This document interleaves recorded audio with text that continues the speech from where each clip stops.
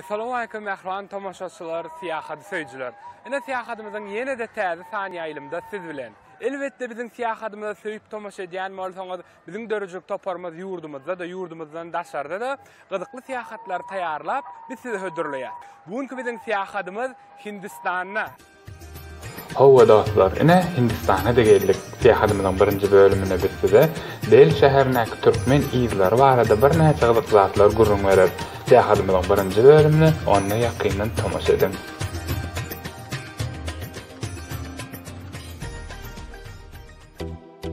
Del şäheriniň çäklerinde beýlikler bilen bir hatarda türkmen derwezesi diýip bellenen nokot ünsüň özüne çekýär.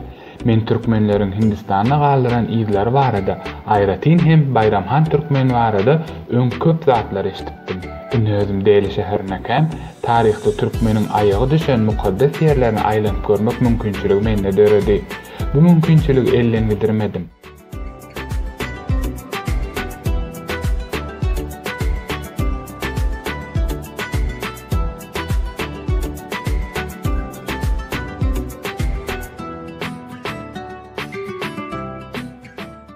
Türkmen derwezesi Gyzylgaladan Reykşaly gideninde 10 minutluk ýol.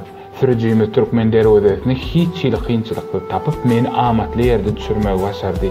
Sebäbi köne deliniň bu etrawy tutuşlugyna ýyl arasynda Türkmen derwezesi adyny göterýän eken.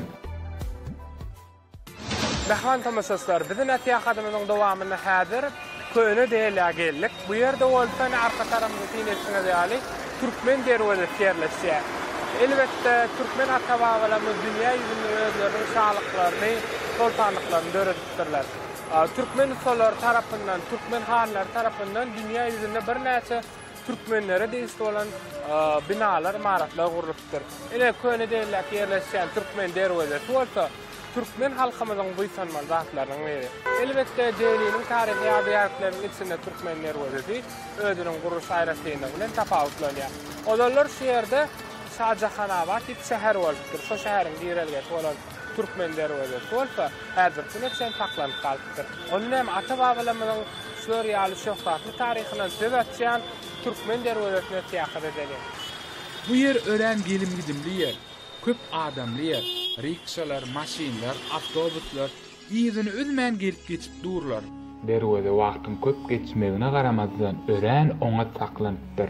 Esasan hem iki tane din arasynda daş derweze arkaly birleşdirilip gurulupdyr. Asarlar boýy meýzemen duran bu deskanyň galyňdan goýulan berk çalymtyl diýwary tutuşlugyna bir bütew goýulan ýaly bolup duýulýar. Derweze özüniň haýbatly gözelligi bilen haýran galdyrýar. Onuň ýüzi gyzylymtyl daşlar bilen bedelen, gyralary bolsa ak sowut daşlar bilen keşdelenen.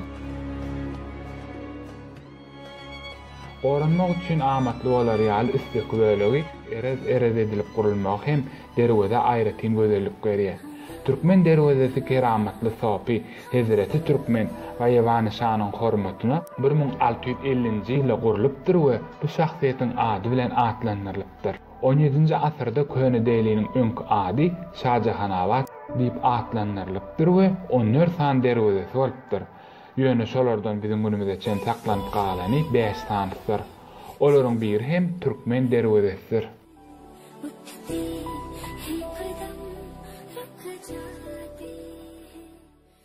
Gadymy derwezäniň häzirki wagtda saklanyp galan köne diýwarlary uly daşlardan bina edilmek bilen şu ýerde özüniň guruluş usuly boýunça binagarlygy boýunça tapawutlanýan ýerlerini görmek bolýar. Hindistana türkmen täsirlerinden galan ýyzlary öz köküni gadymy döwürlerden asgaýdýar. Taryhy maglumatlara görä, halas türkmenleri 10-njy 11-nji asyrda Demirgazyk Hindistany öz döwletlerini esaslandyrdylar. 1527-nji ýylda Beýik Mogollaryň dinastiýasyny esaslandyrjy Babur Delini eýelenden soň Hindistany Orta Aziýa halklary bilen gatnaşmagyny hasy ýeňeldi. Beýik Mogollaryň paçalyk edip ýurdu dolandyran döwründe bu imperiýany düzenleriň bir hökmünde görnükli harby ýollaşy we döwlet işgäri bolan Bayramhan türkmen şöhratlanýar. Ýene de bu ýerde, ýani Hindistany ünsüň çekýän zat, şäher derwezeleriniň özünden başlanýan ýollaryň barýan uğurlarynyň ýa-da birleşen şäherleriň ady bilen atlandyrylypdyr. Mysal üçin Kashmir derwezesi, Lahore derwezesi, Ine Türkmen derwezesi bolsa, Türkmen şahsiýetiniň adyny götermek bilen gadymy döwürlerden bäri şu güneçen ata-babalarymyzyň şol döwürde, häzirki döwürde beýik awraýynyň göterilenine suwd edýär. Bu orta bu sanmaly zat. Bu derwezäniň adyny Türkmen diýip goýulmagy Türkmeniň şöhratly taryhynyň bardygyna ýene bir suwtnamadyr. Del şäherine syýahadymyz Kütük Minara diýip atlanýan taryh toplumdan dowam edýär. Bu taryh toplumy biziň ata-babalarymyz tarapyndan gurulan. Onu näme gelin bu taryh ýadygärlik hakda köp zatlar, gyzykly maglumatlar bilelim. Hindistan gadymy binägärlik ýadygärliklerini ören baý ýurt. Yurdun paýtagtynda da şeýle ýadygärlikleriň köp sanyna duş gelmek bolýar. Bu ýerde gadymy döwürlerden biziň günümizde çen saklanyp galan käbir binalaryň guruluşy aklyň haýran edýär. Mysal üçin Hindistanyň iň beýik imaraty bolan Kütük Minar, onda dürli eýýamlaryň täsin nusgalaryny özüne jemleýän medeni we dini mirasyň utgaşmagyny görmek bolýar. Kütük Minara dünýäde kerpiçden gurulan iň belent minaradyr. Ol Dehli sultanlygynyň hökümdarlarynyň bir toparynyň nesilleri tarapyndan Dehliň mehrabul etrabyna gurulýar. Minara dürli eýýamlaryň taryhy ýadygärlikleriň merkezidir.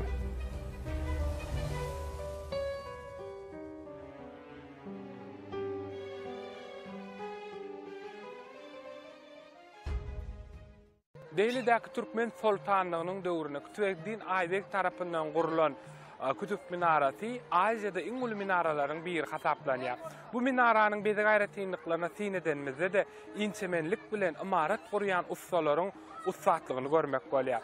Mehriban tamaşaçylar, esasy tamaldat bu minaranyň bezi gaýratynlyklaryna könürgünjüň taryhy ýadygärliklerindäki ösümlik naqşlarynyň ulanylmagy bulan bizi diýsen täsir gallardy.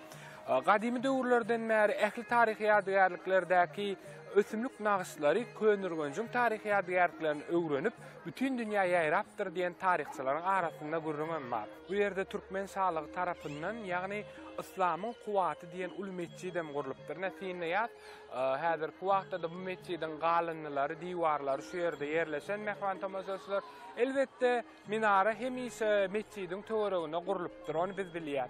Ne şu gadymy uly mescid hasaplanan İslamyň kuwaty mescidi häzirki wagtda stünler, diwarlary asylky nusgasyna ýaly saklanyp galypdyr, biziň günlerimizde gelip ýetipdir. Beýikligi 72,6 metre ýetýän kerpiç minara orta asyr Hindi islam binägärliginiň ajaýyp binägärligi bolup, ol UNESCO tarapyndan bütün dünýä mirasy hökmünde gorulýar. Hindistanyň ilkinji hökümdary Kütübeddin Aýbek Owan jam minarasyna haýran galýar we ondan öňe geçmek üçin 1193-nji ýylda minaranyň guruluşyna başlaýar. Ýöne diňe düýün tutup ýetişýär. Onuň mirasy şöre ýyl tutmuş minaranyň 3 aýlygyny gurupdyr. Kütük Minaranyň daş görnüşinden binägärlik nusgalarynyň ösüşini izarlap bolýar. Kütük Minara adamlary kuwatly İslam mescidine namaza çagyrýan adaty maksatdan başga da İslamyň kuwatyny görkezmek üçin ýeňisdigi hemde şäher goramak üçin gözegçilik diňi hökmünde de ulanylypdyr. Taryhçylaryň arasynda minara ilkinji Türkmen sultany Kütübeddin Aýbegiň hormatyna şeýle atlandyrylandyr diýen pikir hem öňe sürilýär. Minaranyň esasynyň diametri 14,74 metre. Biň depesiniň diametri bolsa 3,15 metre deňdir. Aýtmaklaryna görä, basançaklaryň biňe 156-syna çenli çykyp bolýar. Kuwatly İslam mescidi ol İslamyň kuwaty diýmegi aňlatýar. Ol şeýle de Kütük mescidi ýa-da Dehliň beýik mescidi diýip atlandyrylýar. Mescid häzirki wagtda ýykylypdyr, ýöne harabalygynyň ululugy İslam binägärliginiň ýeten derejesinden habar berýär. Mescidden günbatarda 1235-nji ýylda salynan il tutmuşyň gowry hem ýerleşýär. Ine şu taryh toplumy aýlanyp ýörkek taryhçylaryň ýazany gözegimize geldi. Ýagny gadim döwürlerde Hind topragynda ýaşaýan adamlar bambuk agajyndan jaý gurýan ekenler. Biziň ata-babalarymyz türkmenler şu topraga gelende öz şahlyklaryny döredenden soňra şu ýerde bir näçe dastan imaratlar gurulyp başlanyny barada da giňden maglumatlar berilýär. Bular bolsa biziň ata-babalarymyzyň türkmen adyny bütün dünýä meşhur edenligini dol şaýatlyk edýär. उठते हैं कदम रुक जाते हैं दिल हमको कभी समझा Ynha şeýlelikde bir din imaratda dürli dinleriň adaty bolmadyk padlaşygy hatda özboşly birleşmesi emele gelipdir.